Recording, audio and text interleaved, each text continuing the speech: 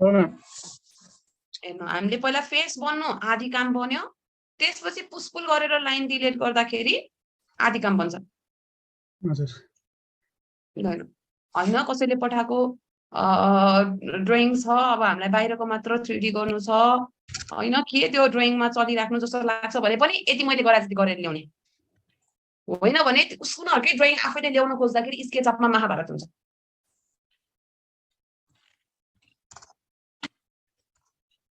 बुझ्यो यति गरिसकेपछि यो पार्ट तपाईहरुको हुनु भनेको त तपाईहरुले अटोक्याडमा गरेको ड्रइङ 100% मिलेको छ भन्ने हो यो लाइन डिलिट गर्दाखेरि कति जनाको फेस उड्छ कति जनाको फेस बन्दैन कति जनाको लाइन सिधा भाउँदैन अर्थो भाउँदैन हिजो हाम्रो अर्को साथीको जस्तै हुन्छ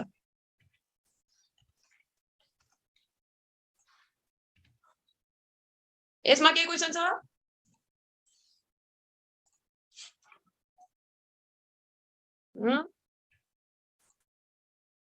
खै छैन म्याम हुन्छ होला अब भोलि कतिजना गभर्मेन्ट जबहरुको त छुट्टी छ होला नि भोलि छुट्टी नै हो हैन सरकारी बिदा रे नि त भन्छ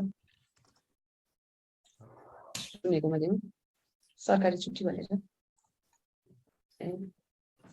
ठीक छ कोलमलाई पनि वालमै जोड्नु पर्यो नि म्याम हजुर कोलमलाई पनि वालमै जोडेर बनाइनु पर्यो पोली लाइन बाहिर कोलम यसरी सेपरेट देखिन्छ भने देखिन्छ 3D गरेको आफ्नो घरको वाल हेर्नु त कहाँसम्म पिलर कहाँसम्म वाल कसरी छुटिन्छ प्लास्टर गर्दा हजुर 3D भनेको त कलर गरेपछिको कलर गरेपछि त भित्र वाल होस् ब्रिक होस् कङ्क्रिट होस् जेसुकै होस्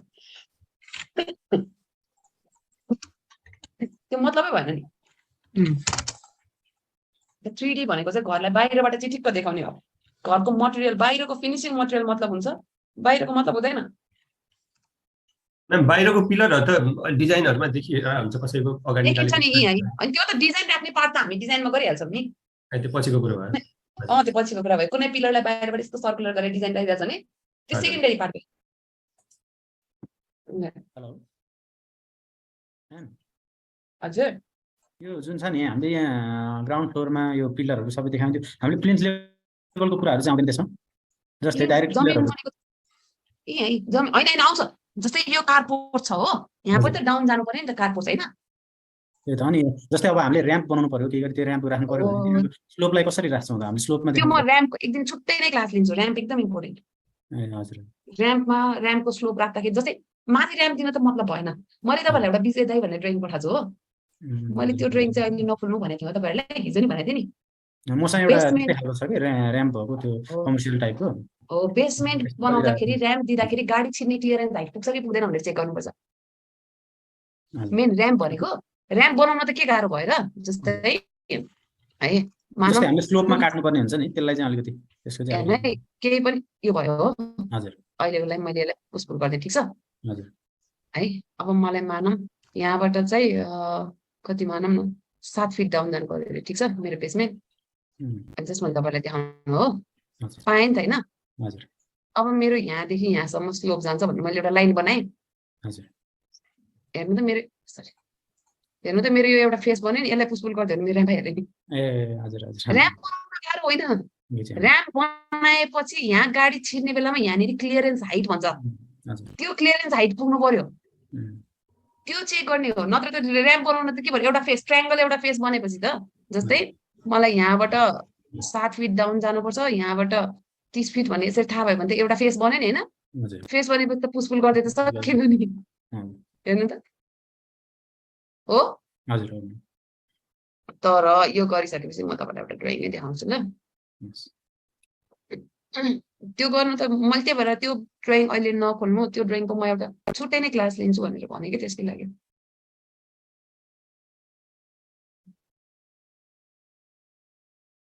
अहिले स्कुलले पनि पढाउने भन्दा छुट्टी भन्दा के दिँदैन रहेछ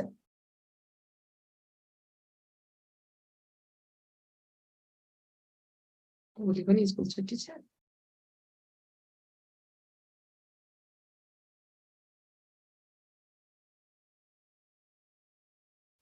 दिनुपर्छ हेर्नु त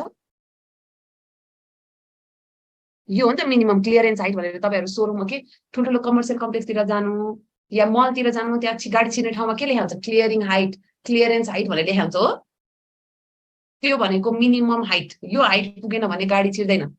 यहाँनिर हेर्नु त के गरेको छु मैले, यो दुईटा पिलरमा पनि त यहाँनिर पनि त बिम हुन्थ्यो नि, यो पिलरै हो है, यहाँ पनि पिलर छ, यहाँ नि पिलर छ, यहाँ नि बिम हुन्थ्यो नि हो, तर यो बिम राख्यो भने मेरो गाडी छिर्छ? छिर्दैन। त्यही भएर मैले यो बिमै कोल्याप्स गरेको छु स्ट्रक्चर एनालाइसिस गरेर। बुझ्नुभयो? बुझेँ। कस्तो बिम कोल्याप्स गर्नुभयो भन्नुभयो म्याम? बिमै मेन यहाँनिरको एउटा बिमै दिएको छैन क्या यो लेभलमा, ए ए ए स्ट्रक्चर एनालाइसिस गरेर गर्न पाइहाल्छ नि। हजुर त्यो त हामीले गर्न पाउँछौँ नि त। यहाँनिरको एउटा बिमै मेन बिमै दिएको छैन, तर स्ट्रक्चर एनालाइसिस गर्नुपर्छ है यसको लागि। यहाँनिरको बिम नदिएर यहाँनिरको सेकेन्डरी बिमलाई चाहिँ अलिकति हेभी, यहाँनिरको मेन बिमलाई अलिकति हेभी बनाएको छ। यसको प्लान कसैले खोलेर हेर्नुभयो भने मैले तपाईँलाई हिजो पठाएको छु के विजय दाई भन्नेवाला एउटा, त्यो प्लान खोलेर हेर्नुभयो भने तपाईँले बुझिहाल्नुहुन्छ ट्याक्क। हाम्रो बाहिरको स्टेप छ नि माथि जाने, यो पनि Please सेट लेभल। पर्नुपर्ने हो। काही रुल चाहिँ हो, आरओडब्ल्यूमा चाहिँ पर्न पाइँदैन, स्टेट ब्याङ्कमा चाहिँ पर्न पाइन्छ, आरओडब्ल्यूमा चाहिँ पर्न पाइँदैन।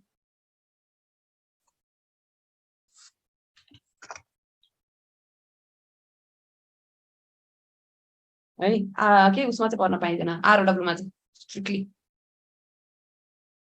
अब कमर्सियल कम्प्लेक्सहरूमा भन्दाखेरि चाहिँ हेरी हेरी हुन्छ, कुनै नगरपालिकाले दिन्छ, कुनै नगरपालिकाले सेट ब्याङ्कमा राख्न दिँदैन।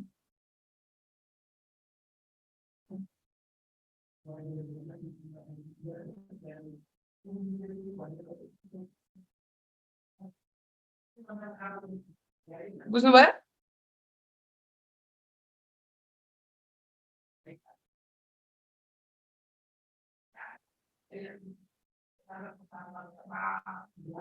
खै बुझ्या जस्तो लाग्छ। बुझेँ म्याम, बुझेँ। ऱ्याम्पको त म छुट्टै नै, किनभने ऱ्याम्पलाई मेन कुरा चाहिँ तलपट्टिको त्यो कम्पलसरी सिक्नुपर्छ। क्लियरिङ हाइट पुगेन भने ऱ्याम्प बनाउनुको मतलब छैन, मतलबै छैन।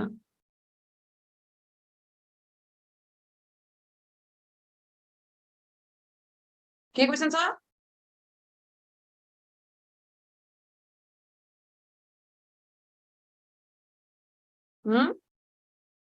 जुनसुकै कसैको नयाँ प्लान छ भने अहिले मैले जसरी सफा गरेर गरे नि हुन्छ होइन। पहिले प्लानै मैले मजाले उसमा बनाएको छु भने त्यो पनि गर्नु पर्दैन। पहिले पोली लाइनमा गराएको छ भने त आफ्नै ड्रइङको बन्छ। झ्याला ढोकालाई चाहिँ अलि मिलाउनु पर्ने म्याम। झ्यालो ढोका त फेरि स्केचअपमै नै मिलाउन नि के फरक हुन्छ? अटोक्याडमा मिलाएको राम्रो हो, जस्तै हेर्नु है, अटोक्याडमा मिलाएको राम्रो। मलाई यहाँ बिचमा झ्याल राख्नु मैले राख्न पाइनँ। हेर्नुहोस् है, मिड पोइन्ट आफैले देखाउँछ स्केचअपले, देखाएर त 30 इन्च हाइट गरेँ। हेर्नु है, ग्रिन कलर 3 फिट यता गरेँ, 5 फिट गरेँ, 6 फिट गरेँ। यहीँबाट मैले यसरी पुसपुल गरेर नि झ्याल बनाउनु पाउँछु कि पाएन? फेरि कहाँनिर राख्ने भनेर आफूलाई थाहा हुनु पर्यो क्या। अप्सन समथिङ के हान्यो भने त्यो एउटा प्लानै देखाउँछ नि म्याम यो मुनि। हजुर, एउटा कमान के कमान हानेपछि प्लानै देखाउँछ नि। 3D भइरहोस् होइन होइन, यसमै के अप्सन कमान हानेपछि यो ठ्याक्कै त हाम्रो प्लानै देखाउँछ कि उसमा ठ्याक्क। फेरि रुफ भ्यू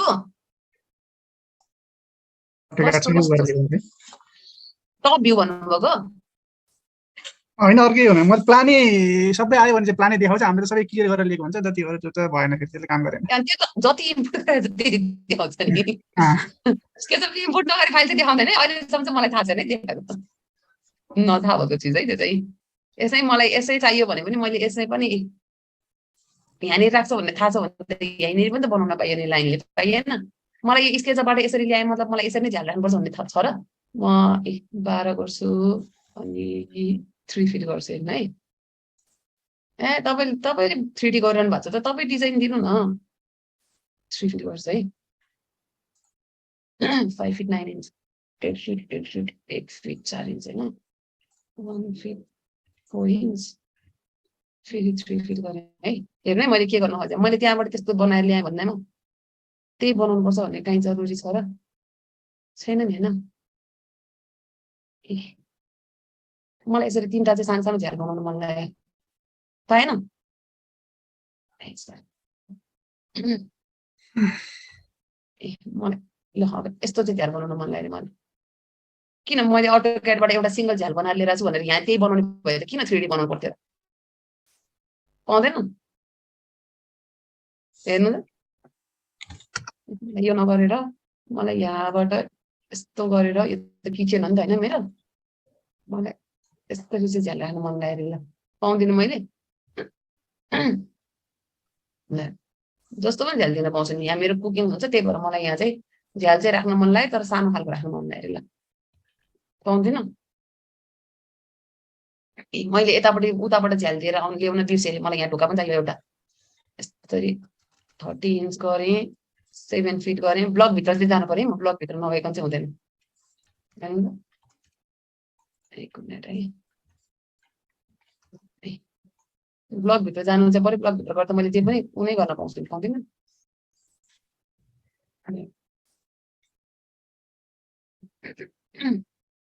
पाएन यतापट्टि मेरो झ्याल आउनु पर्यो मलाई झ्याल चाहियो सिल प्यान्ट थाहा छँदैछ कतिको झ्याल राख्ने आफूले डिसाइड गर्ने 3 फिट गरेँ कतिको चाहियो पाइएन मैले उता अब यस्तो यो लाइनहरु चाहिँ टक्क टक्क लाइन अननेसेसरी लाइन आयो भने टक्क डिलिट गरिदिइहाल्ने ल हेर्नु त पाएन र हेर्नु त अघिसम्म अर्कै थियो अब अहिले अर्कै भइहाल्यो ओरिएन्टेसन नै हो अब मलाई अझै ल किन किन चलिराख्नु ल मलाई यस्तो बनाउन मन लाग्यो किचनमा झ्याल दिन्छु तर म यसरी दिन्छु नि कर्नर टाइपको क्या पाउँदिनँ मैले हेर्नु त डिजाइनै हुन्छ पाइएन त्यो फर्म आउनु पर्यो सेप आउनु पर्यो भित्रको झ्याल ढोका त्यही चलेर हेर्ने कस्तो झ्याल राख्दाखेरि बिल्डिङ राम्रो देख्छ चल्दै जाने अनि आउँछ हाम्रो आउटलुक त यहाँबाट 12 हो 34 फिट हेर्नु है कलर चाहिँ याद गर्नु पर्यो मैले माथि म माथि यसरी आइरहेको छु मतलब मलाई कुन कलर चाहियो अब ब्लू कलर चाहियो यो कलर चाहिँ याद गर्नु पर्यो जुन लाइनमा गएको छु त्यो कलर चाहिँ याद गर्नु पर्यो पाउँदिन हेर्नु त हो हेर्नु त स्केचअपमा रेस्ट्रिक्सन भन्ने नै छैन फर्म चाहियो बाहिरबाट कस्तो देख्छ भन्ने फर्म चाहियो हेर्नु त ए यो त मेरो कार पार्किङ अब गाडीलाई के चढाउन त मिल्दैन रहेछ सायद यसको त म गाडीको लेभल त अलिकति डाउन गर्छु होला यसरी हो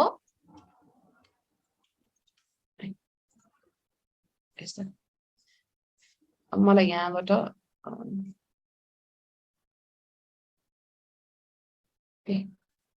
हेर्नु यो त मेरो गाडी त चढ्ने कुरा हुँदैन अब यहाँ भर्याङको खुट्टीलाई दिन्छु मैले दिनुपर्छ भर्याङको खुट्टीलाई नदिने भने कि हो पाइयो पाइयो गाडी छिर्ने ठाउँ त हुनु पर्यो नि 16 फिटमा जत्रो नै गाडी अट्छ 17 फिट हेर्नु त क्लिन स्टेयरकेसहरु बनाउन म सिकाइहाल्छु अहिले त्यसलाई टेन्सन लिनु पर्दैन अहिले बिल्डिङको फर्म उठ्नु पर्यो यदि मैले मजाले उसबाट गरेर लिएर आएको छु अटोक्याडमा मेरो प्लान ठीक छ भने हेर्नु त मेरो कतै लाइन डिलिट गर्दा प्रब्लम भएको छ मैले नयाँ कमान्ड कुनै युज गरेको छु छैन यति गर्न सकिन्छ यति गरेको बुझिरहनु भएको छ छ